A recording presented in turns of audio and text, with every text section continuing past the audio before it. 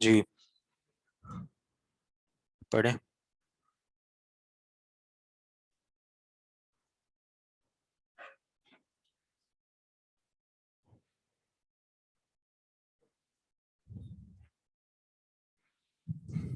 بسم اللہ الرحمن الرحیم. باب الوضوء من الإناء. عن انس قال رأيت رسول الله صلى الله عليه وآله وسلم وحانت صلاة العصر فالتمس الناس الوضوء فلم يجدوه فأوتي رسول الله صلى الله عليه وآله وسلم بوضوء فتوضأ يده في ذلك الإناء وأمر الناس أن يتوضأوا فرأيت الماء ينبع من تحت أصابعه حتى توضأوا من عند آخرهم.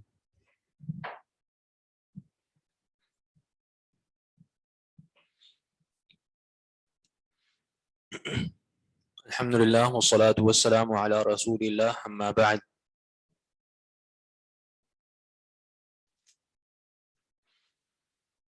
باب الوضوء من الاناء.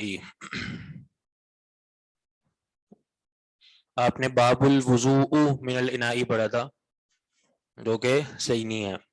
اگر ہم باب کو یعنی بغیر تنوین کے پڑھ رہے ہیں تو معنی ہم اس کو مضاف بنا رہے ہیں.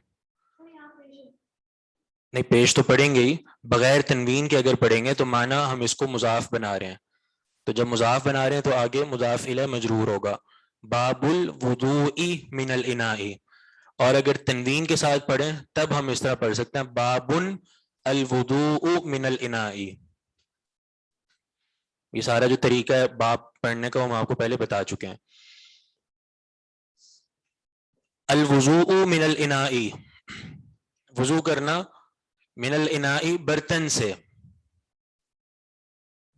وضو کرنا برتن سے. یہ باب کیوں قائم کیا گیا؟ یہ اس لیے قائم کیا گیا کہ برتن سے وضو کرنا اس کا طریقہ یہ ہوتا ہے کہ برتن میں جب پانی موجود ہوتا ہے تو انسان اس میں پہلے اپنے ہاتھ ڈال کے پہلے اپنے ہاتھ دھوتا ہے, اس کے بعد کلی وغیرہ کرتا ہے, تو پھر دوبارہ وہی ہاتھ برتن میں ڈالتا ہے. ٹھیک ہے, تو ایک شبہ پیدا ہو سکتا ہے کہ پتہ نہیں وہ پانی صحیح ہے یا نہیں, کیونکہ وہ اس کو استعمال کر رہا ہے. یعنی اس نے پہلے اپنے ہاتھوں سے پانی لیا اور اپنا منہ دھویا یا جو بھی معاملات کیے, تو دوبارہ اس کا ہاتھ ڈالنا اس برتن میں, تو اس میں کسی قسم کا کوئی شبہ تو نہیں ہے, یعنی پانی کے ناپاک ہونے کا, تو وہ شبہ قطعا نہیں ہے. تو اسی لیے باب قائم کیا کہ الوضوء من الاناء, کہ برتن سے بھی انسان اگر وضو کرے تو وہ بھی ٹھیک ہے. یہ باب بھی یعنی اس کا جو اسلوب ہے وہ مبہم ہے, یعنی حکم واضح نہیں کیا, لیکن آگے جو آپ حدیث پڑھیں گے اس سے بالکل حکم واضح ہو جائے گا. معنی برتن سے اس طرح وضو کرے انسان تو اس میں بھی کوئی حرج نہیں ہے. حدیث لائے ہیں عن انس, انس بن مالک رضی اللہ تعالی عنہ سے, وہ فرماتے ہیں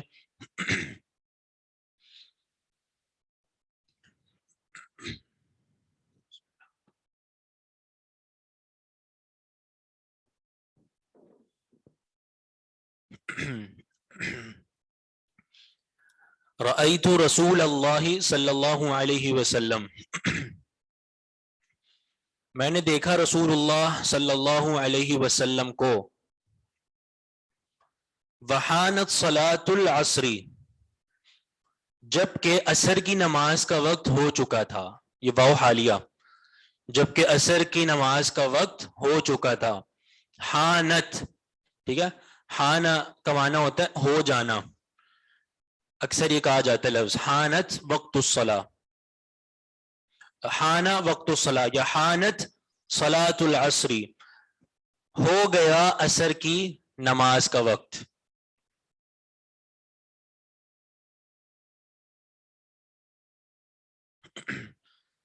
تو کہتے ہیں میں نے اللہ کے رسول صلی اللہ علیہ وسلم کو دیکھا, وحانت صلاۃ العصر, جبکہ عصر کی نماز کا وقت ہو چکا تھا. فالتمس الناس الوضوء, کیا معنی ہے اس کا؟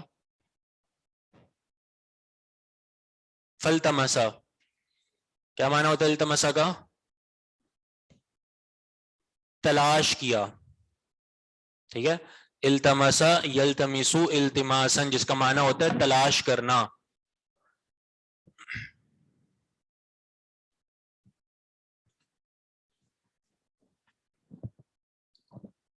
آن لائن والے موجود بھی ہیں یا نہیں؟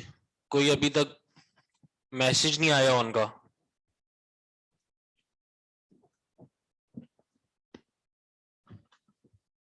فَالْتَمَسَ النَّاسُ الْوُضُوءَ، ٹھیک ہے، تلاش کیا لوگوں نے، یا اس کو پڑھیں الوضوء واو کی فتحہ کے ساتھ، واو کی فتحہ کے ساتھ پڑھیں، فَالْتَمَسَ النَّاسُ الْوُضُوءَ واو کی فتحہ کے ساتھ، تلاش کیا لوگوں نے وضو کا پانی.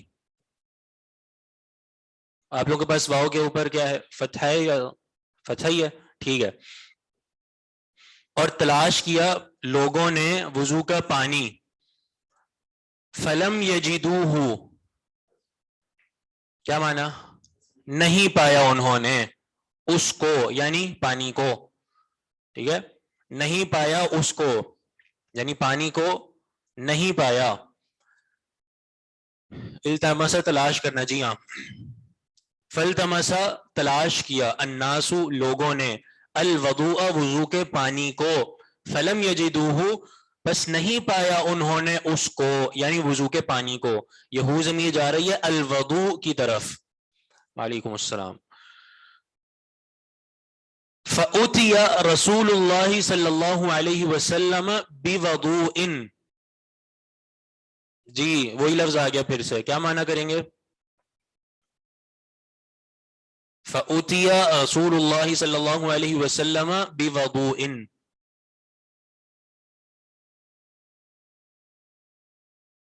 نہیں، جی بالکل، لایا گیا، لایا گیا نبی علیہ الصلوۃ والسلام کے پاس بوضوء وضو کا پانی. وہی اتا یاتی کے بعد با آپ دیکھ رہے ہیں، ٹھیک ہے، تو اب معنی ہوگا لایا گیا. ویسے اتا یاتی کا معنی ہوتا ہے آنا، ٹھیک ہے، اس با نے اس کو متعدی بنا دیا، تو اب معنی ہوگا لانا، اسی کی مجہول. فأتي بوضوء، لایا گیا وضو کا پانی.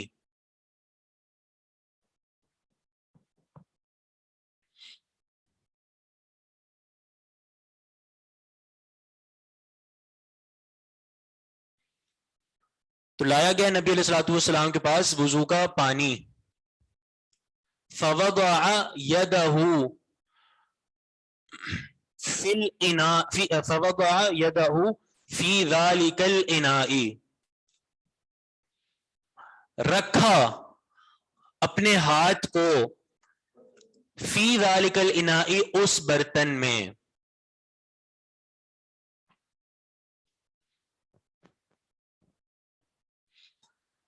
وَأَمَرَ النَّاسَ، کیا معنی کریں گے اس کا؟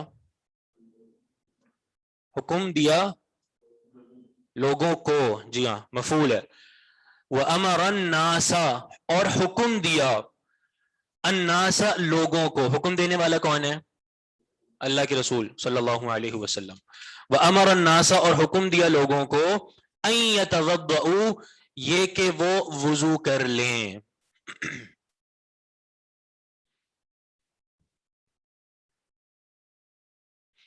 ذاکا اور ذالکا سیم ہے، جی ہاں، اس میں کوئی زیادہ فرق نہیں ہے، یہ دونوں استعمالات ہیں، ذالکا بھی استعمال ہوتا ہے اور ذاکا بھی استعمال ہوتا ہے. وَأَمَرَ النَّاسَ، اور حکم دیا لوگوں کو، أَن يَتَوَضَّؤُوا، یہ کہ وہ اب وضو کر لیں. فَرَأَيْتُ الْمَاءَ، بس میں نے دیکھا پانی کو، يَنْبُعُ، کہ وہ پھوٹ رہا ہے. نبع ينبع، جس کا معنی ہوتا ہے پھوٹ کر نکلنا پانی، جیسے چشمے سے پانی پھوٹ کر نکلتا ہے ویسے ہی. فرأیت الماء، میں نے دیکھا پانی کو، ينبع، کہ وہ پھوٹ کر نکل رہا ہے، من تحت اصابعہ، آپ کی انگلیوں کے نیچے سے.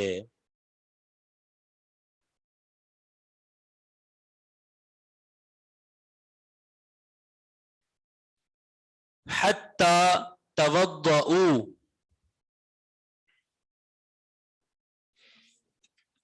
یہاں تک کہ ہم نے نہیں، ہاں انہوں نے، غائب کا صیغہ ہے، یہاں تک کہ توضؤوا، انہوں نے وضو کر لیا، من عند آخرہم، ان کے آخر سے بھی، یعنی آخری بندے نے بھی وضو کر لیا.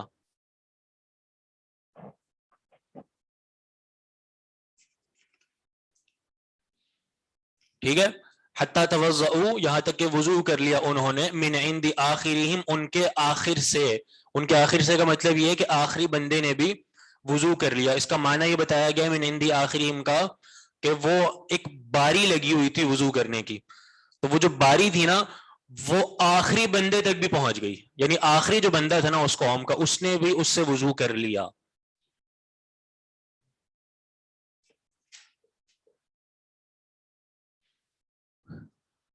فَأُوتِيَ سے ترجمہ ریپیٹ کرنے کا کہا ہے تو وہ میں کر دیتا ہوں. فَأُوتِيَ رسول اللہ صلی اللہ علیہ وسلم بوضوء، لایا گیا نبی علیہ الصلوۃ والسلام کے پاس وضو کا پانی. فوضع يده في ذلك الاناء، بس اللہ کے رسول نے اپنا ہاتھ رکھا اس برتن میں. وامر الناس، اور حکم دیا لوگوں کو، ان يتوضؤوا، یہ کہ وہ وضو کریں. فرأيت الماء، انس سے روایت ہے نا، تو انس کہتے ہیں کہ میں نے پانی کو دیکھا، ينبع، کہ وہ پھوٹ رہا ہے، من تحت اصابعه، آپ کی انگلیوں کے نیچے سے، حتی توضؤوا من عند آخرہم، یہاں تک کہ انہوں نے وضو کر لیا، من عند آخرہم، ان کے آخر سے بھی، یعنی آخری بندے نے بھی وضو کر لیا. یہ اس حدیث کا ترجمہ ہے. سب سے پہلی بات جو اس حدیث کا باب سے تعلق ہے، جو کہ سب سے ضروری چیز ہوتی ہے، کہ امام نسائی نے اس حدیث کو کس مقصد سے پیش کیا ہے. تو کیا مقصد ہے جی، کیا مقصد ہوا؟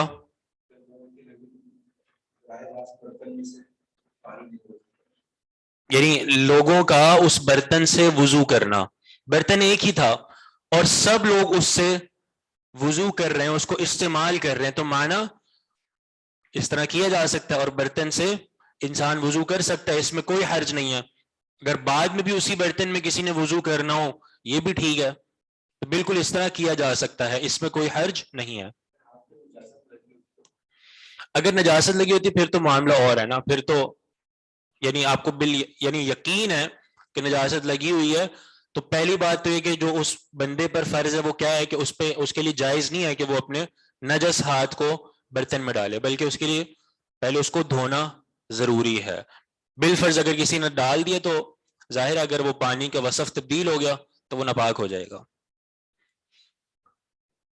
ہاں، تو یہ حدیث کا مقصد ہے. امام نسائی جو اس کو لائے ہیں الوضوء من الاناء میں، کہ صحابہ نے اس ایک برتن سے سب نے وضو کیا، معنی اس میں کوئی حرج نہیں ہے. اللہ کے رسول نے کروایا، اللہ کے رسول کے سامنے یہ سارا کام ہو، بلکہ اللہ کے رسول نے ان کو حکم دیا، امر الناس ان يتوضؤوا، حکم دیا ان کو کہ وہ اس سے وضو کریں، تو معنی اس طرح کیا جا سکتا ہے.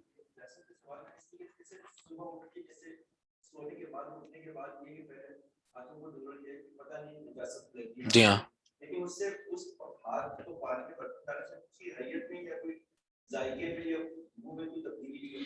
تبدیلی نہیں ہوتی تو یہ معاملہ ہے اس برتن کا کہ وہ ٹھیک ہے، وہ پاک رہے گا اگر کوئی ہے تبدیل نہیں ہوئی، لیکن آپ کے لیے صحیح نہیں ہے، درست نہیں ہے کہ آپ اٹھ کے بغیر اپنے ہاتھ کو دھوئے اس کو برتن میں ڈال دیں.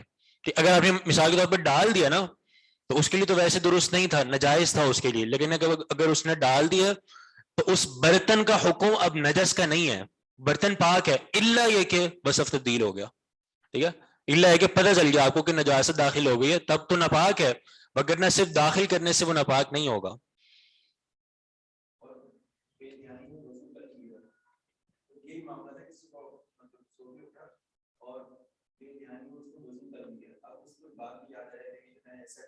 کوئی بات نہیں، ٹھیک ہے، اب بعد میں آ جائے تو کوئی مسئلہ نہیں ہے.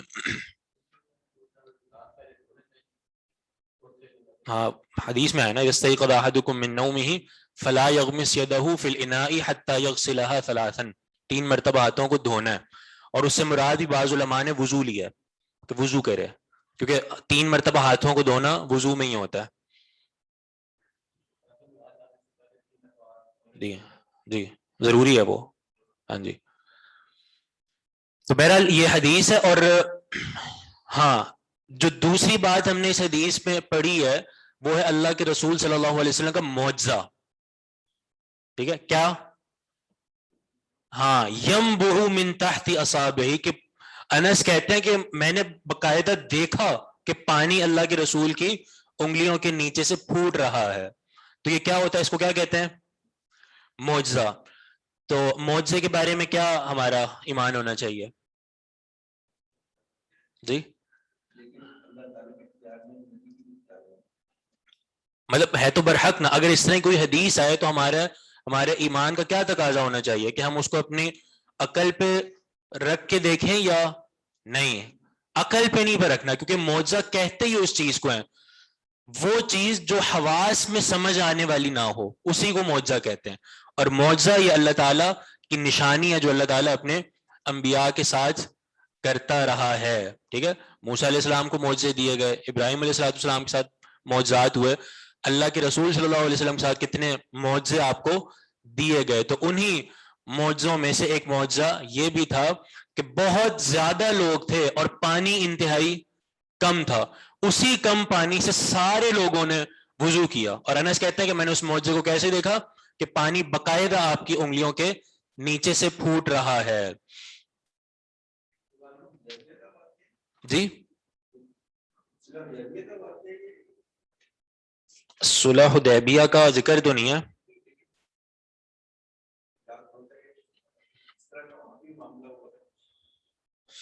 ممکن ہے کسی روایت میں ہو، تو میری یہ نظر سے گزرا نہیں ہے، ممکن ہے ہو اس میں، واللہ عالم.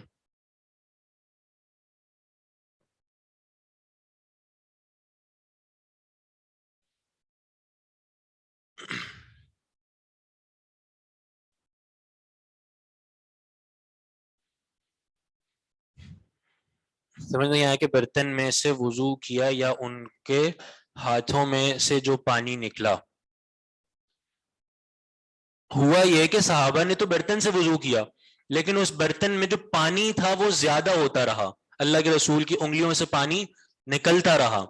تو صحابہ نے ساروں نے وضو برتن سے ہی کیا، لیکن اس برتن میں پانی بڑھتا رہا اللہ کے رسول صلی اللہ علیہ وسلم کے معجزے کی وجہ سے.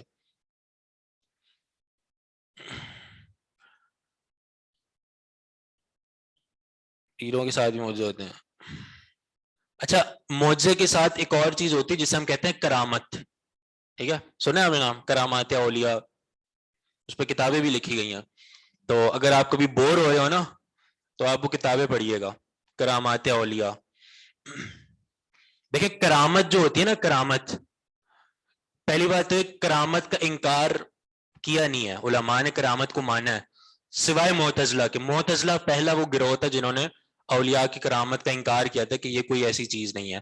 ٹھیک ہے، تو کرامت کو ہم مانتے ہیں، کرامتیں ہوتی ہیں علماء کے ساتھ، اولیاء کے ساتھ بھی ہوتی ہیں.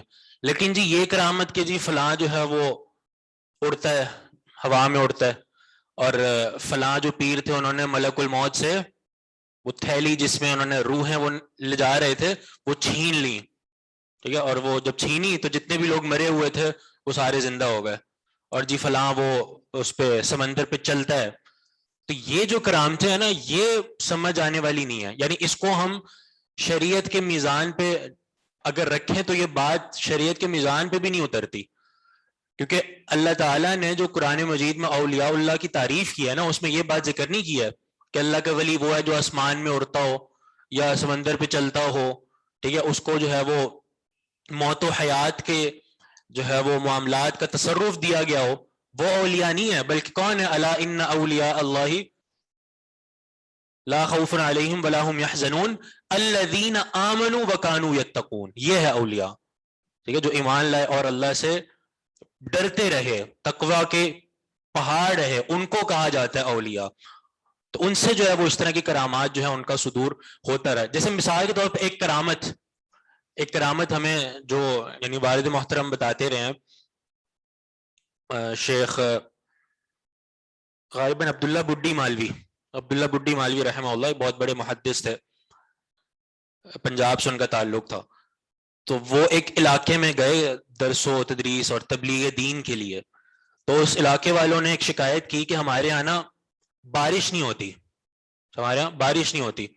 میرے خیال عبداللہ بڈی مالوی نہیں، عبداللہ روپڑی رحمہ اللہ کے والد سے بتاتے ہیں. مجھے ان دونوں محدثین میں تھوڑا سا وہ تشابہ ہو جاتا ہے. تو یہ ابھی کچھ عرصہ پہلے کے ہیں, یہ نہیں کہ کچھ صحابہ کے دور کے ہیں, کچھ عرصہ پہلے کے ہیں یہ, مطلب یعنی آپ یوں سمجھ لیں کہ 1970-80 میں ان کا انتقال ہوا ہے. تو وہ اس علاقے میں گئے تو وہاں کے لوگوں نے شکایت کی کہ ہمارے علاقے میں بڑے عرصے سے بارش نہیں ہو رہی, تو فصلوں کا بڑا نقصان ہو رہا ہے, تو آپ جو ہے وہ دعا کیجئے. تو انہوں نے کہا کہ تمہاری بارش نہ ہونے کا جو ایک سبب مجھے نظر آتا ہے نا, وہ یہ کہ تم ایک اجتماعی گناہ کرتے ہو, اور وہ اجتماعی گناہ یہ ہے کہ تم سارے حقہ پیتے ہو. حقہ دیکھیں نا وہ جو گاؤں دیہاتوں میں پیتے ہیں جو, تو تم سب حقہ پیتے ہو, اس میں تمباکو ہوتا ہے. تو یہ اجتماعی گناہ ہے جو تم کرتے ہو, اگر تم اس سے توبہ کرو آج تو اللہ تعالیٰ سے میں دعا کروں گا, وہ ضرور بارش دے گا. تو سب نے اجتماعی توبہ کی, اور انہوں نے سب نے عبداللہ روبڑی صاحب کے سامنے اپنے حقے توڑے. پھر عبداللہ روبڑی رحمہ اللہ نے وضو کیا, نماز پڑھی, اور نماز پڑھنے کے بعد دعا کی. ٹھیک ہے, خود نہیں اشارہ کیا کہ بھئی بارش کی طرف کہ بھئی نازل ہو جاؤ, دعا کی اللہ تعالیٰ سے. تو کہتے ہیں اللہ تعالیٰ سے وہ دعا کر رہے تھے, ابھی دعاؤں کی ختم نہیں ہوئی تھی کہ بارش شروع ہو گئی. یہ وہ کرامات ہیں جو شریعت کے میزان پر اترتی ہیں, جن کو ہم تسلیم کرتے ہیں, جن کو ہم مانتے ہیں.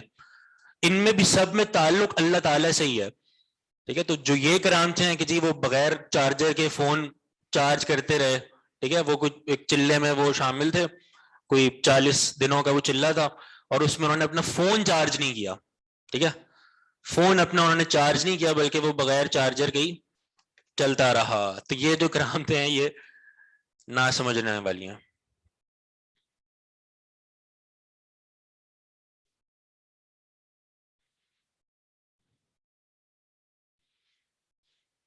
معجزہ کی تعریف ہی بتائی ہم نے, معجزہ کا ایک صرف تعارف کروایا تھا کہ معجزہ اسے کہتے ہیں جو حواس میں, یعنی حواس اس کو نہ قبول کرے.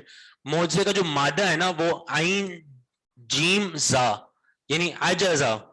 عجزہ کسے کہتے ہیں؟ عاجز کر دینے کو, کہ انسان کے سامنے کوئی چیز ہو اور وہ عاجز ہو جائے کہ ایسی چیز ہو ہی نہیں سکتی, اسے کہا جاتا ہے معجزہ. جی, ما فوق الفطرت بھی کہہ سکتے ہیں. صوفی عبداللہ مدرسہ مامو کانجن میں بہت ساری منصوبہ, ہاں ایک بڑے یہ بزرگ تھے صوفی عبداللہ, ان کی بھی بہت کرامتیں ہیں, بڑی کرامتیں ان کی بھی, یعنی مشہور ہے, اب اللہ عالم کتنی صحیح ہیں اور کتنی صحیح نہیں ہیں, لیکن بہرحال ایک بڑے عالم تھے وہ, اور ان کی بھی کرامات اس طرح کی مشہور ہے. کرامت کا معنی بھی یہی ہوتا ہے کہ یعنی ایک ایسی چیز جو انسان کی عقل قبول نہ کرے. کہتے ہیں صوفی عبداللہ کا تعلق جو ہے نا وہ جنوں کے ساتھ بھی تھا. صحیح ہے, تو ایک مرتبہ اپنے طلبہ کو پڑھا رہے تھے, صحیح بخاری کا درس چل رہا تھا, تو اٹھے اور واش روم گئے. ٹھیک ہے, تو واش روم گئے نا تو وہاں پہ لڑنے کی آوازیں شروع ہو گئیں. طلبہ بیٹھے ہوئے تھے کمرے میں اور واش روم سے لڑنے کی آوازیں آ رہی ہیں. تو جب وہ واپس آئے تو انہوں نے پوچھا کہ استاد جی کیا بات ہے, کیا ماجرا, بڑا وہاں پہ آپ کے چیخو پکار کی اور ایک لڑائی کی آوازیں آ رہی تھیں. تو کہتے ہیں مجھے وہاں پہ نا جن مل گیا واش روم میں.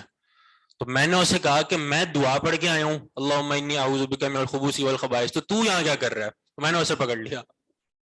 تو اس طرح کی کرامتیں ان کی معروف ہیں.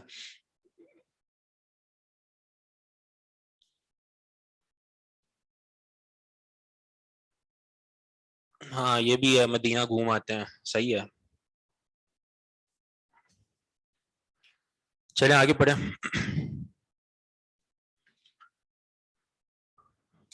آپ پڑھیں توقیر. السلام علیکم. وعلیکم السلام. مجھے کوشچن پوچھنا تھا, یہ کرامت اور معجزے میں کیا فرق ہے؟ کرامت کیا مطلب عام انسانوں جو علماء وغیرہ ہوتے ہیں ان سے, اور معجزہ صرف انبیاء سے؟ یہ میرے سمجھ میں نہیں آتا. چلیں آپ حدیث پڑھیں پھر اس پہ بتاتے ہیں انشاءاللہ. جی. عن عبد اللہ قال كنا مع النبي صلی اللہ علیہ صلی اللہ وسلم علیہ وسلم. فلم يجدوا ماء فأوتي بثور فأدخل يده فلقد رأيت الماء يتفجر من بين أصابعه ويقول حي على الطهور والبركة من الله عز وجل. قال أعمش فحدثني سالم بن أبي الجعد قال قلت لجابر كم كنتم يومئذ؟ قال 1500. جی یہاں تک ٹھیک ہے. جو ایک سوال ہے کہ جی کرامت اور معجزہ میں کیا فرق ہوتا ہے, تو اس میں جو یعنی بنیادی فرق جو علماء نے ذکر کیا نا وہ یہ ہے کہ معجزے کا تعلق ہے انبیاء کے ساتھ. ٹھیک ہے, معجزہ انبیاء کے ساتھ ہے. یعنی اس سے پتہ یہ چلا کہ معجزہ ایک بڑی سٹیج ہے, یعنی سارے عام لوگوں یا اولیاء کے ساتھ یا علماء کے ساتھ ان کے ساتھ یہ معجزہ نہیں ہوتا. معجزہ ایک بڑی سٹیج ہے جو جن کا تعلق انبیاء کے ساتھ ہے. جو کرامت ہے نا وہ اللہ کے نیک بندوں کے ساتھ بھی ہو جاتی ہیں, تو یعنی ان کے ساتھ بھی درست ہے اور ممکن ہے کہ اللہ تعالیٰ کے نیک بندوں سے بھی ہو جاتی. تو یہ فرق ہے بنیادی طور پہ کہ معجزہ اس کا تعلق انبیاء کے ساتھ ہے اور کرامت کا تعلق انبیاء کے ساتھ ساتھ جو دیگر جو اللہ کے نیک بندے ہیں ان کے ساتھ بھی ہے. جزاک اللہ.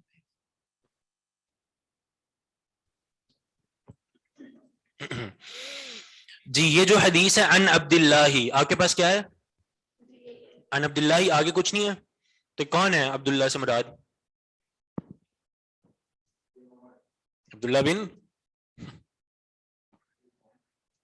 نہیں, عبداللہ بن مسعود. کیا اصول ہے؟ ہاں یہ اصول ہے. حدیث میں جہاں بھی صرف عن عبداللہ ہو تو وہاں پہ کون مراد ہوگا؟ عبداللہ بن مسعود. ٹھیک ہے حدیث میں. باقی وہ اس کی ایک مزید تفصیل بھی جو آپ کو ایسے ہی ذکر کر دی تھی ہم نے, لیکن حدیث میں اگر صرف عبداللہ آئے تو اس سے مراد عبداللہ بن مسعود ہوں گے رضی اللہ عنہ. تو عبداللہ بن مسعود رضی اللہ عنہ فرماتے ہیں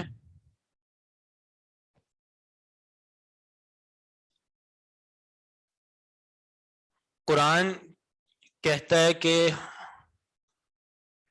یو کین ناٹ سی جن. یہ کہاں پہ آیت کہ جن کو دیکھا نہیں جا سکتا؟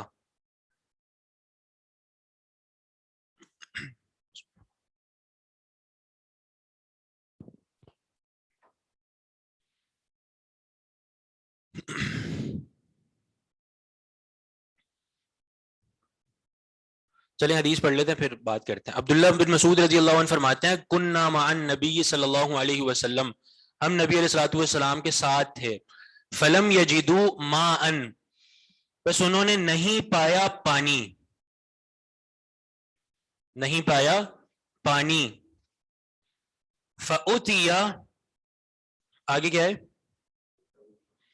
فأتي بتور, فأتي بتور, لایا گیا پانی کا ایک تھال. ٹھیک ہے, تور کہیں گے تھال کو, تور کہیں گے پانی کے ایک تھال کو, یعنی جو ایک بڑا سا برتن ہوتا ہے وہ لایا گیا. فأدخل يده, تو اللہ کے رسول نے داخل کیا اپنے ہاتھ کو.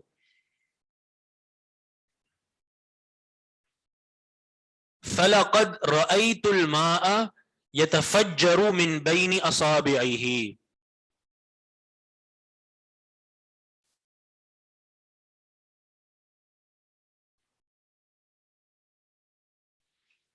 بس تحقیق میں نے دیکھا پانی کو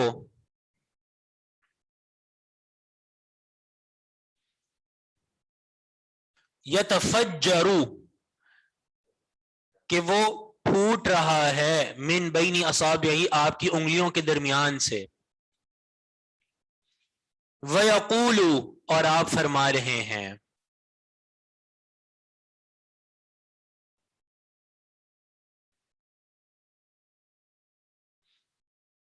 ٹھیک ہے, تو یہ ہے تو مضارع کا صیغہ, یقول فرما رہے ہیں, یتفجر پھوٹ رہا ہے تو مضارع کا, لیکن چونکہ عبداللہ بن مسعود ایک منظر کشی بیان کر رہے ہیں.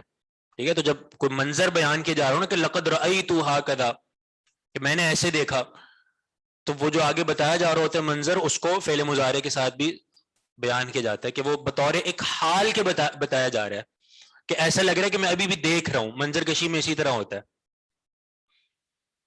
تو میں کیا دیکھتا ہوں پانی کو کہ یتفجر من بین اصابعہ, کہ وہ آپ کی انگلیوں کے درمیان سے پھوٹ رہا ہے. ویقول, اور آپ فرما رہے ہیں حی علی الطہور, آؤ اس پاک پانی کی طرف. والبرکۃ من اللہ عز وجل, اور اللہ تعالی کی طرف سے برکت کی طرف. جی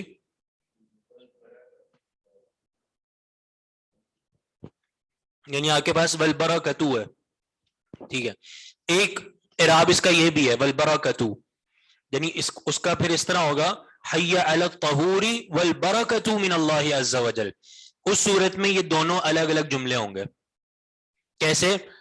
اس طرح کہ حی علی الطہور، آؤ پاک پانی کی طرف، والبرکۃ من اللہ عز وجل، اور برکت اللہ تعالی کی طرف سے ہو، یعنی ایک بطور دعا کہا جا رہا ہے کہ پاک پانی کی طرف آؤ اور برکت اللہ تعالی کی طرف سے ہو. جب اس کو والبرکتی پڑھیں گے تو اس وقت الطہور پہ عطف ہوگا. اس وقت کیا معنی ہوگا؟ حی علی الطہور والبرکتی من اللہ عز وجل، پاک پانی اور اللہ تعالی کی طرف سے برکت کی طرف آؤ. ٹھیک ہے، تو یہ دونوں معنی دونوں ٹھیک ہیں.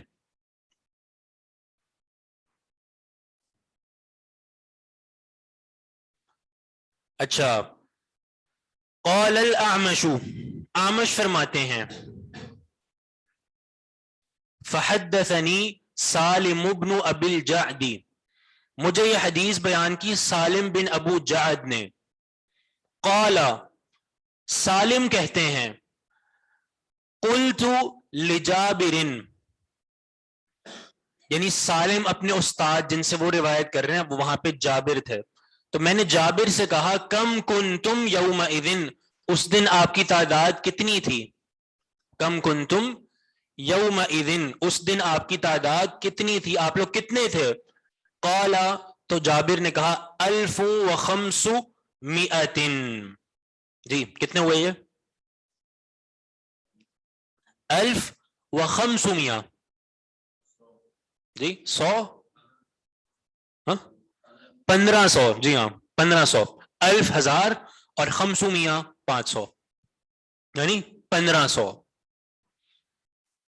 1500 تعداد تھی اس وقت صحابہ کی، اور اس ساری تعداد نے اس سے وضو کیا.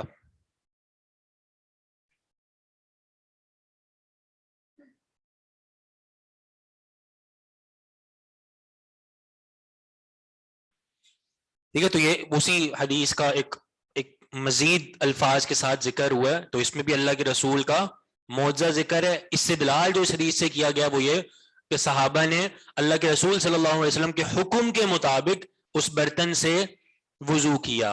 تو اس میں کوئی حرج نہیں ہے، انسان برتن سے وضو کر سکتا ہے، اگرچہ اس کے بعد کسی اور نے بھی کرنا ہے اس وقت بھی وہ اس سے وضو کر سکتا ہے. کس کا؟ عبداللہ کہتے ہیں کننا مان نبی، نبی علیہ السلام کے ساتھ تھے ہم، فلم یجدوا ماء، تو پس نہیں پایا انہوں نے پانی یعنی وضو کے لیے. فأتی بتور، پس لایا گیا ایک تھال پانی کا. فأدخل یدہ، اللہ کے رسول نے داخل کیا اپنے ہاتھ کو. فلقد رأیت الماء، پس البتہ تحقیق میں دیکھتا ہوں پانی کو، یتفجر من بین اصابعہ، کہ وہ پھوٹ رہا ہے آپ کی انگلیوں کے درمیان سے.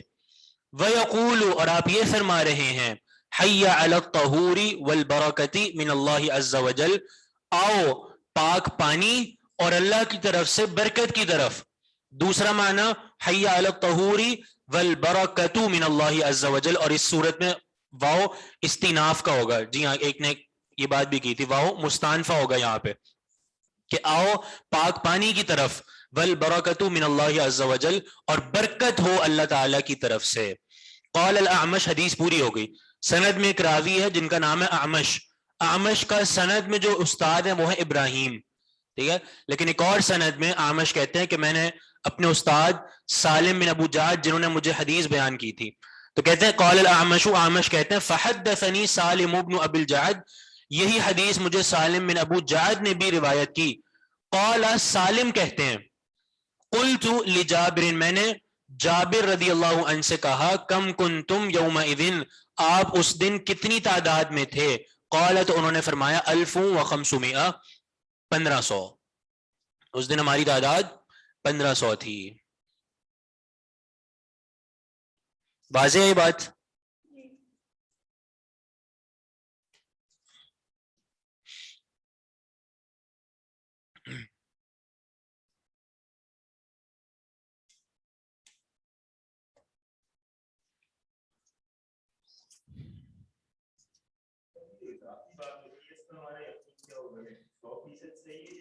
جی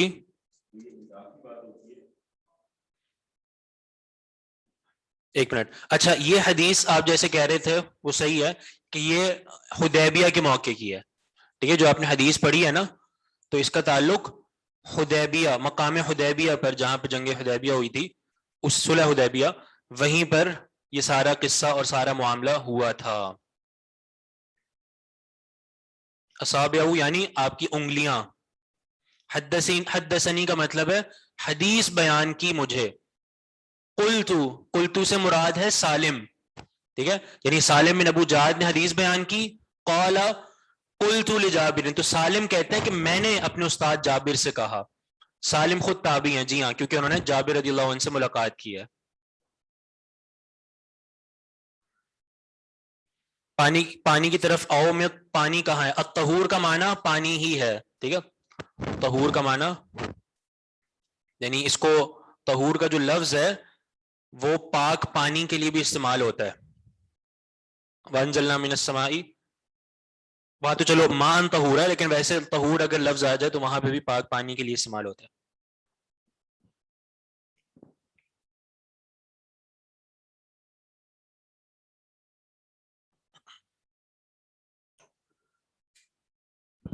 حدیث عبداللہ کی تو پھر جابر, تو یہ دوسری سند میں بتا رہا ہوں, دوسری سند میں ہے یہ.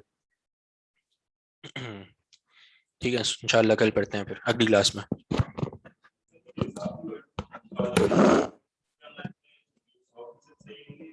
کون سے اضافی؟